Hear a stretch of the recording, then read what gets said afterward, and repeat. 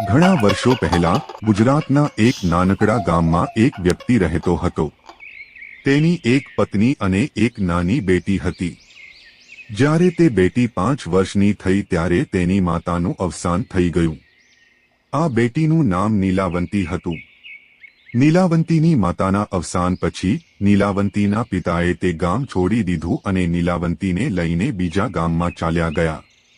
નીલાવંતીના પિતાને આયુર્વેદનું બહુ જ્ઞાન હતું।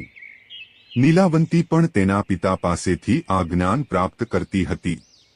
નીલાવંતી પાસે એક વિશિષ્ટતા હતી કે તે વૃક્ષો, છોડ, જાનવર, પક્ષીઓ તમામની ભાષા સમજી શકતી હતી। એટલું જ નહીં, નીલાવંતીના સ્વપ્નમાં શેતાન પણ આવતા અને તેને જમીન નીચે છુપાયેલી ધનદોલત વિશે માહિતી આપતા। પણ નીલાવંતીના પિતાના સારા સંસ્કાર હોવાથી તે બધી માહિતી જાણતા છતાં જમીનમાંથી ધનદોલત બહાર કાઢતી ન હતી। વૃક્ષો, છોડ અને શેતાન જે પણ મંત્રો જણાવતા તે પીપળના પાન પરથી બનેલી કિતાબ પર લખતી। જ્યારે નીલાવંતી 20 થી 22 વર્ષની થઈ ત્યારે જે ભૂત પ્રેત તેના સ્વપ્નમાં આવતા હતા તે હવે વાસ્તવિક જીવનમાં દેખાવા માંડ્યા। સમય પછી નીલાવંતીને ખબર પડે છે કે તે એક શ્રાપિત યક્ષિણી છે જે શ્રાપના કારણે આ દુનિયામાં ફસાઈ છે। તે તેના પિતાને આ બધી વાત કહે છે। ત્યારે તેના પિતા કહે છે, બેટી, જો તું આ દુનિયાની નથી અને કોઈ શ્રાપના કારણે આ દુનિયામાં ફસાઈ છે તો હું તને નથી રોકતો। તું સ્વેચ્છાથી અહીંથી જઈ શકે છે। પછી નીલાવંતી તે ગામ છોડી જવાની તૈયારી કરે છે। રસ્તામાં તે એક વ્યાપારીને મળે છે અને તે વ્યાપારીને તે કહે છે કે તે તેને બીજા ગામમાં લઈ જાય। કારણ કે નીલાવંતીને એક સારી આત્માએ કહ્યું હતું કે અહીંથી 35 મીલો દૂર એક ગામ મળશે અને ત્યાં એક વટવૃક્ષ છે જ્યાંથી તે તેની દુનિયામાં જઈ શકે છે।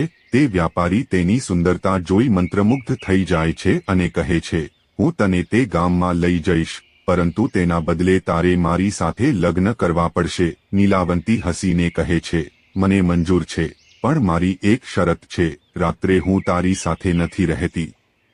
હું ક્યાં જાઉં છું અને શું કરું છું તેની મને વાત નથી પૂછવી। વ્યાપારીએ કહ્યું, મને મંજૂર છે। પછી તે વ્યાપારી નીલાવંતીને તેની બળદગાડીમાં બેસાડીને તે ગામમાં લઈ જાય છે। પછી શરત મુજબ નીલાવંતીએ તે વ્યાપારી સાથે લગ્ન કરી લે છે।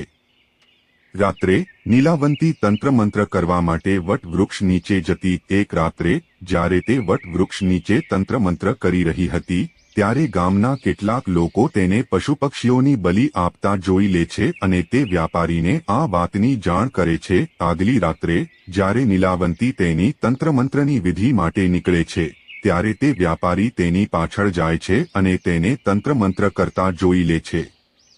આગળ નીલાવંતીના સ્વપ્નમાં શેતાન આવે છે અને કહે છે, કાલે રાત્રે જ્યારે તું વટવૃક્ષ નીચે જશે ત્યારે નદીમાં તને એક લાશ દેખાશે। તેના ગળામાં એક તાબીઝ હશે।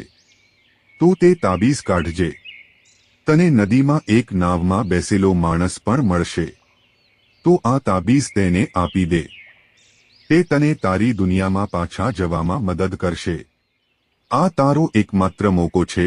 આગળ નીલાવંતી રાત્રે વટવૃક્ષ નીચે જાય છે અને તંત્રમંત્ર વિધિ શરૂ કરે છે। નદી કિનારે લાશને જોઈ તેના ગળાની તાબીઝ કાઢવાનો પ્રયાસ કરે છે। તત્કાળ વ્યાપારી શેતાની સ્વરૂપમાં આવે છે। ગામવાળા ત્યાં આવી બંનેને મારવા ધમકે છે। અંતે નીલાવંતી તો બચી જાય છે પણ શેતાન વળી જીવિત થાય છે। શેતાન કહે છે, મને કિતાબ આપી દે। નીલાવંતી કિતાબને શ્રાપ દે છે કે જો કોઈ તેને લાલચમાં વાંચશે તો તે મરી જશે। નીલાવંતી ક્યાં ગઈ તેનો પતો નથી। કેટલાક સમય પછી તે પુસ્તક એક સાધુને મળી જાય છે। તે સાધુના મનમાં કોઈ પણ પ્રકારનો લોભ નહોતો કારણ કે તે પુસ્તક બીજી ભાષામાં લખેલું હતું। તેથી સાધુએ તેને સરળ રીતે અનુવાદ કરીને લખ્યું જેથી બધાને સમજમાં આવી જાય। અને આ ગ્રંથ જેમણે પણ વાંચ્યો તે બધાની મરણ થઈ ગઈ અને લાશ પણ ન મળી। આજે સુધી કોઈ પણ આ ગ્રંથને વાંચવાની હિંમત નથી કરતો અને તે જોવા માટે પણ નથી મળતી। અને કહેવાય છે કે તે સાધુ આજે પણ હજારો વર્ષોથી જીવિત છે। આ નીલાવંતી ગ્રંથ વિશેની માહિતી કેવી લાગી? કમેન્ટ બોક્સમાં જરૂરથી જણાવો અને આવી જ પ્રકારની ભૂતિયા વાર્તા સાંભળવા માટે અમારા ચેનલને સબસ્ક્રાઇબ જરૂરથી કરજો.